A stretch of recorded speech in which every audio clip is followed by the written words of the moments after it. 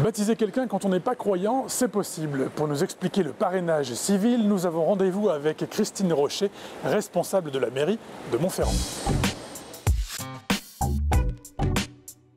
Baptiser civilement un enfant consiste à le placer sous la protection de la République. Les parrains, marraines s'engagent à l'élever dans le respect et la tradition des valeurs républicaines. C'est, si vous voulez, un pendant au baptême religieux, instauré en 1794.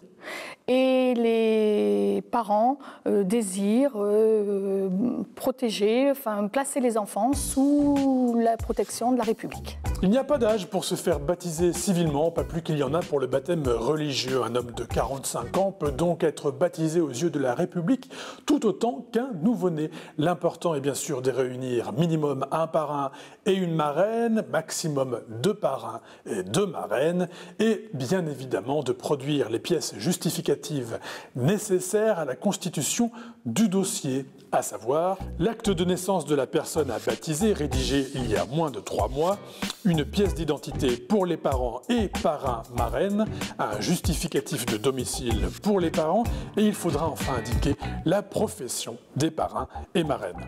On peut baptiser civilement cet enfant si l'on n'est pas marié.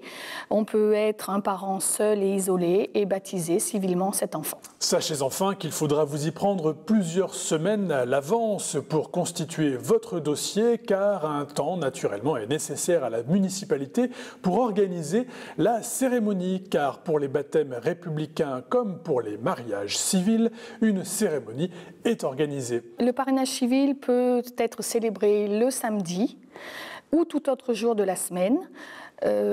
La cérémonie s'effectue dans la salle des mariages en présence d'un officier d'état civil qui officie. Ce délai de quelques semaines respecté, libre à vous de décider avec la municipalité de la date qui vous sied le mieux pour la cérémonie.